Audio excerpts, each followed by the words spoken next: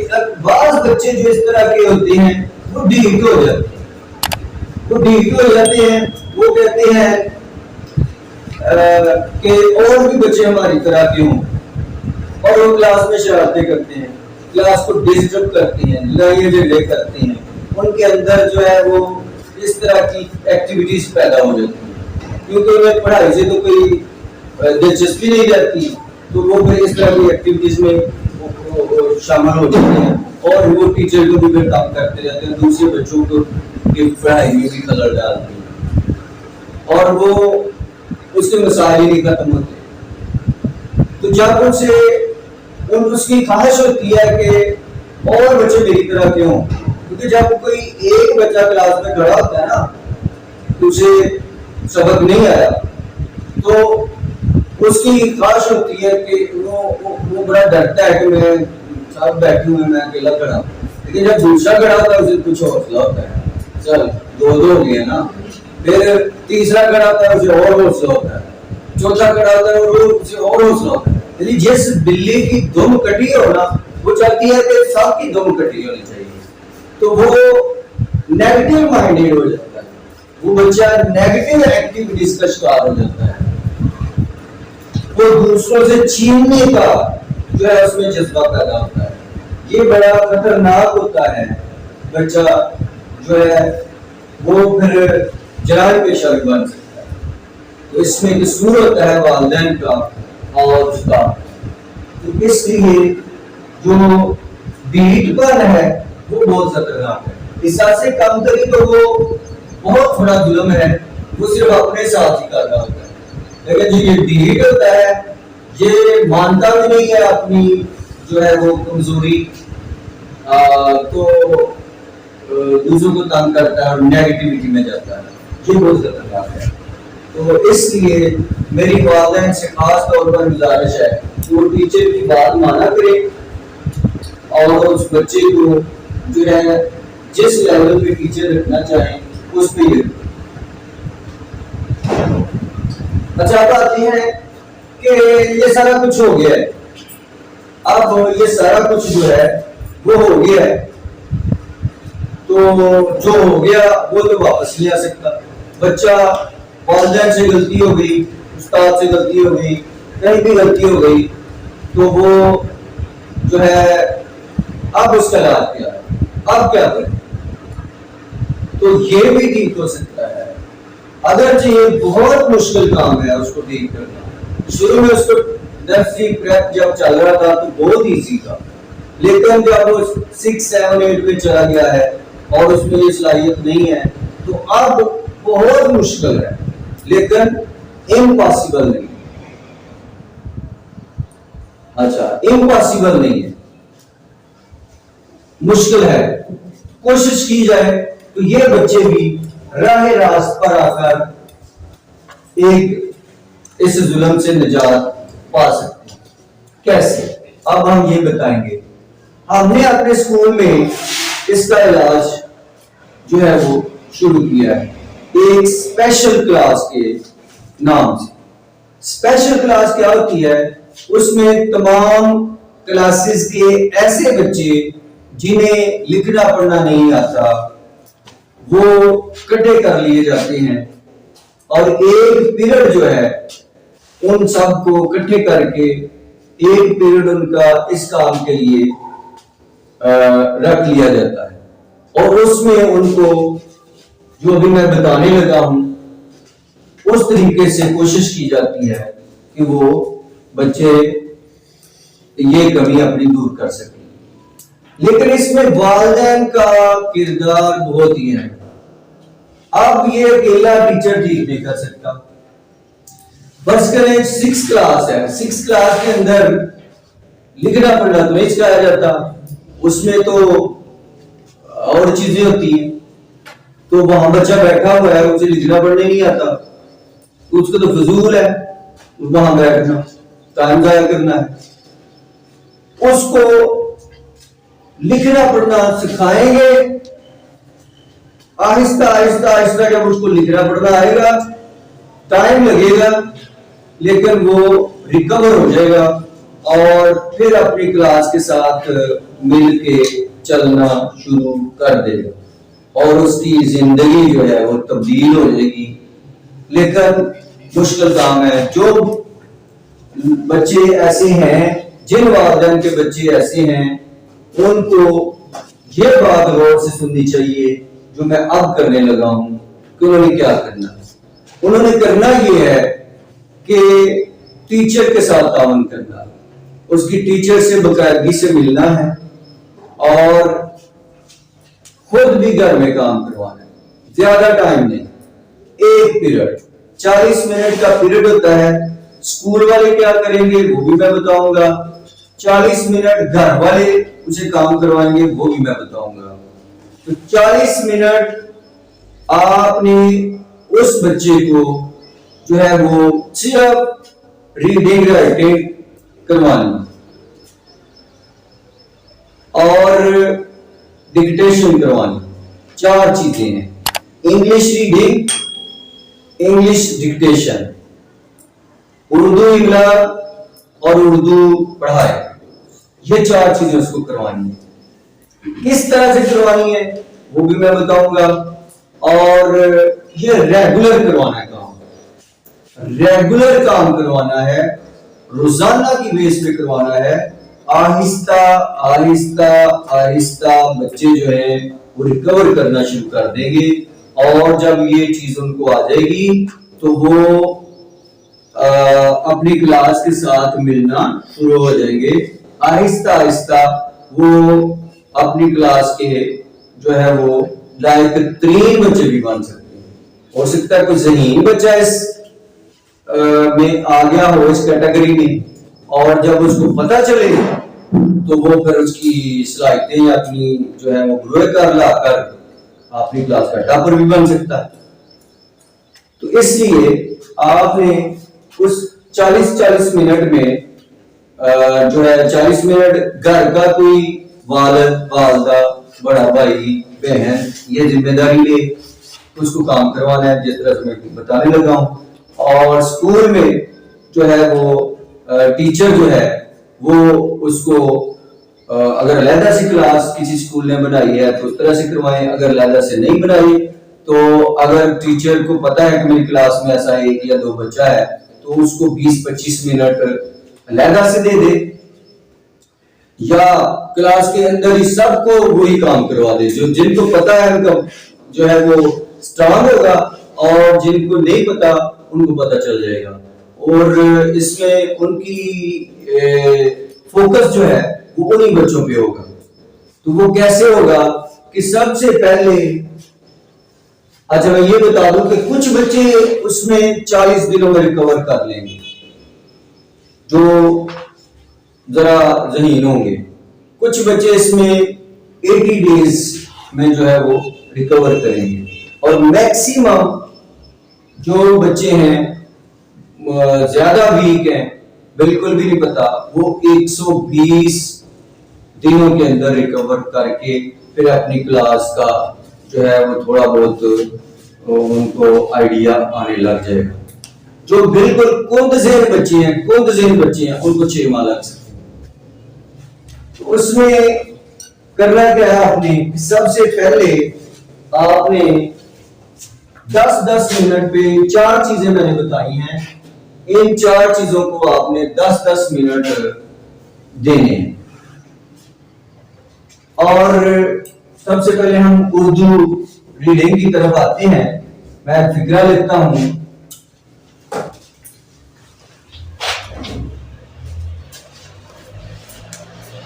और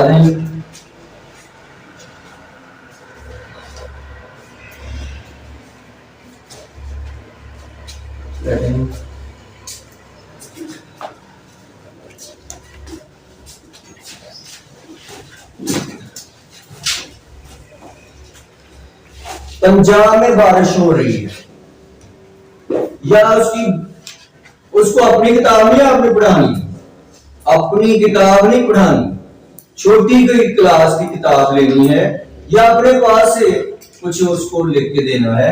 आपने उसको कहना है कि बेटा ये पढ़ो, आप उसे पढ़ना तो आना नहीं, अच्छा, इसमें कई बच्चे ऐसे भी होते हैं जो रट्टे में इतने तेज होते हैं, वो अपना सबक भी रोज सुना देते हैं, लेकिन वो कहते हैं पंजाब में बहुत बारिश हो रही है, पंजाब में बारिश हो रही है, उंगली यहां होती है, वो जहां पहुंचा होता है, उनको पहचान नहीं होती, तो वो भी नाकाम होते हैं, क्योंकि उनको वो थोड़ी देर के लिए याद रहना फिर भूल जाए।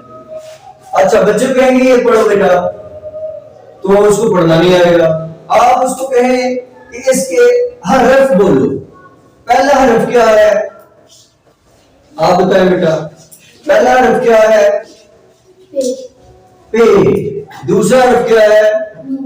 तीसरा? चौथा? पांचवा? बे। तो ये हरफ अगर उसे आगे तो समझे कि ये कुछ ठीक है, बाज को हरफ भी नहीं आएंगे, फिर आपने क्या करना है, आपने उसको फिर अल्फाबेट पे लेके जाना है, आपने अलफ बे पे लेके जाना है। अलफ बे उसको पहले अच्छी तरह सिखानी है, उसकी पहचान करवानी है, उसको मुख्तलिफ तरीकों से आगे पीछे करके लिख के उससे सुनना है, और उसको उसकी डिक्टेशन लिखवानी है कि अब बे लिखो, चे लिखो, दाल लिखो, इस तरह से। तो जब उसको अच्छी तरह पहचान हो गए फिर इस स्टेप पे आना है। और जिसको पता है, या सबको साथ लेके अगर आपने चलना है तो 3-4 दिन उसमें लगा लें सबकी, फिर सबको इसमें ले आए, फिर वो बताएगा ये पे है। उनको बताना है बेटा जब जोड़ के लिखती है ना तो पूरा पे नहीं कहती, उसकी बस आवाज आती है, प नून की पन, प न ज आ पन जा ब, पंजाब। क्या बन गया? पंजाब। इस तरह से बनता है। तो आ को कुछ जुबानी कुछ नहीं करना पड़ता, ऊपर सारा कुछ लिखा हुआ है, जिसे अलफ बे आती है वो सब कुछ पढ़ सकता है। छोटी सी अलफ बे है, कितने हरूफ है अलफ बे के? हरूफ तहजी उर्दू के कितने हैं बेटा?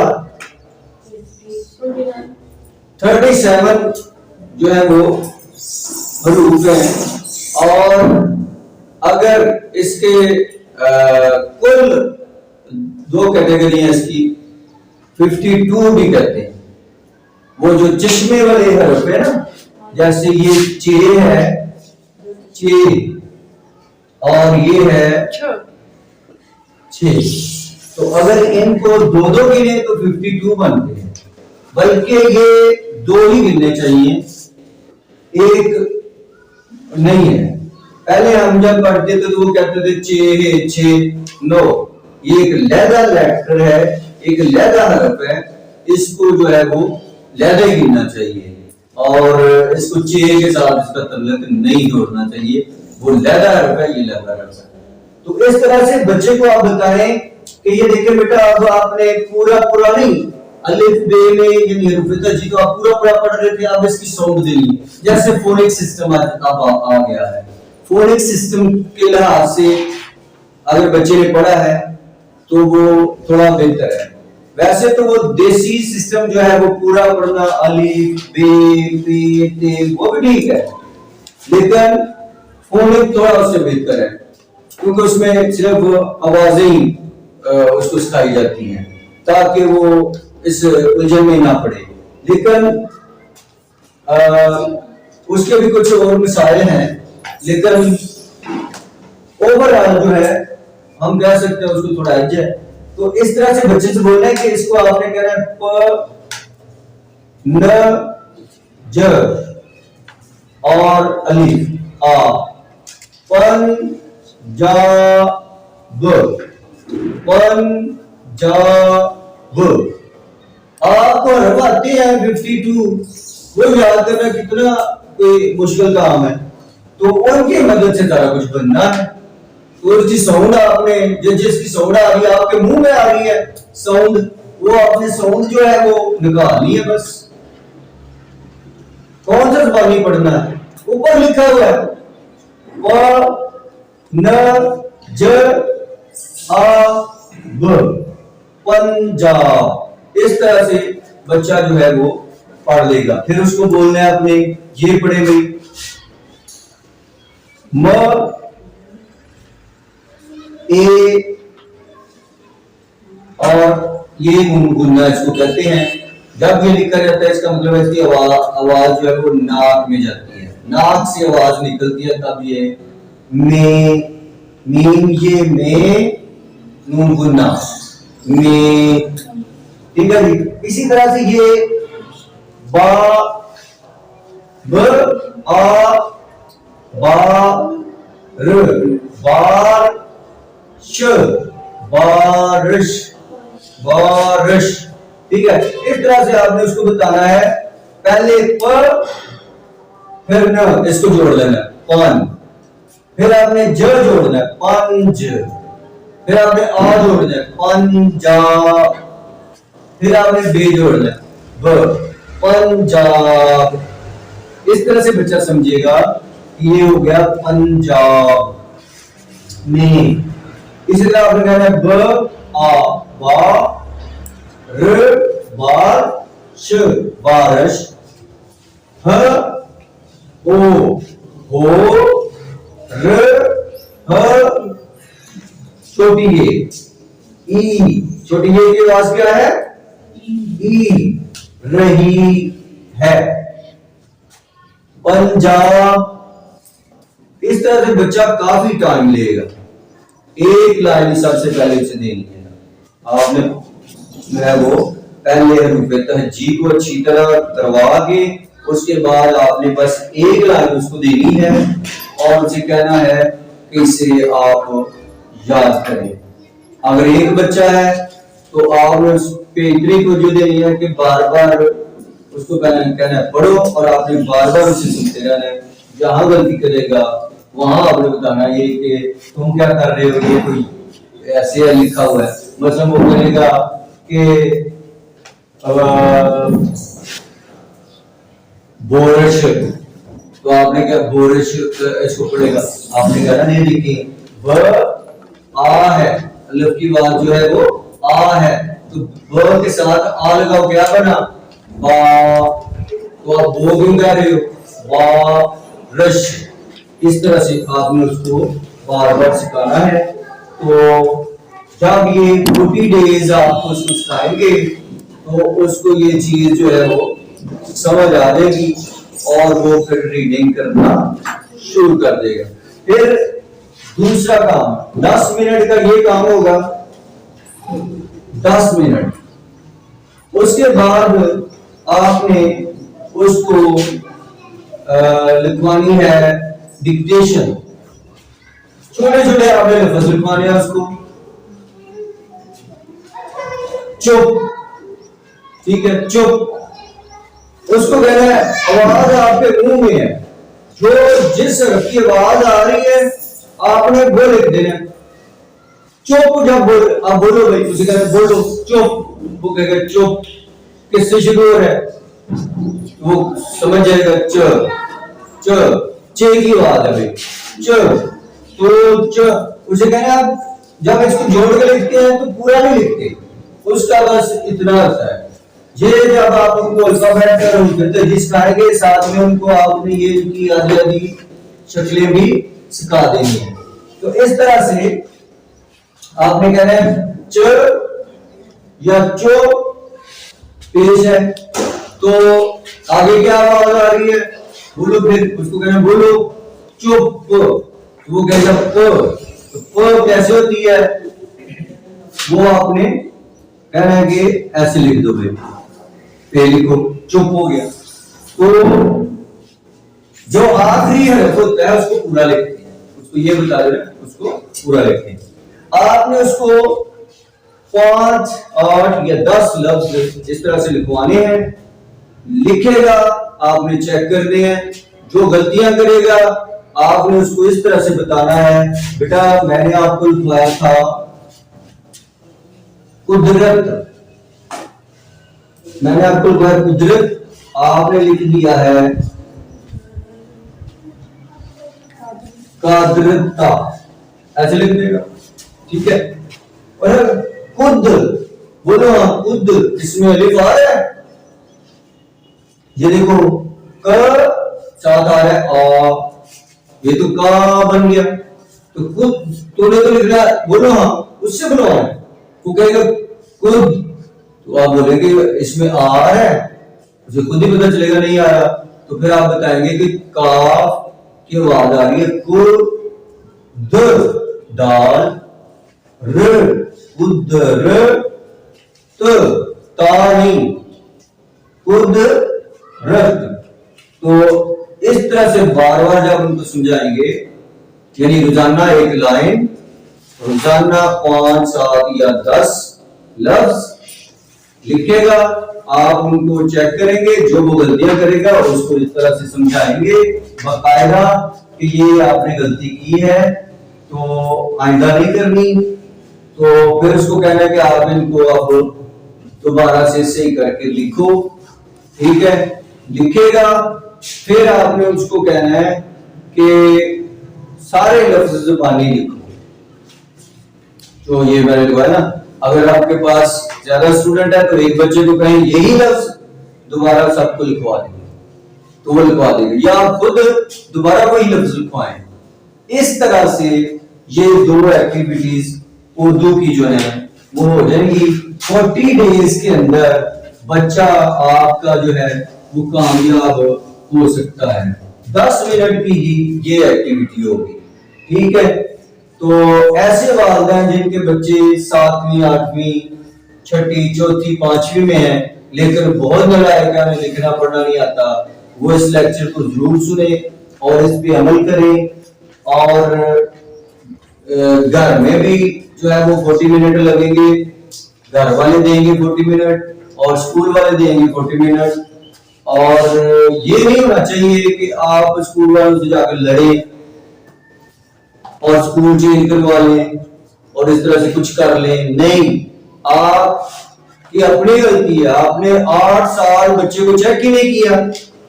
आप जब वो 2 में था तब भी इस साल में एक दफा चेक कर लेते, सिर्फ एक लाइन लिखवाते जो मैंने अभी लिखी थी और 10 लफ्ज लिखवाते, 5 लफ्ज लिखवाते डिक्टेशन के, आपको पता चल जाना कि बच्चे की हैसियत क्या है।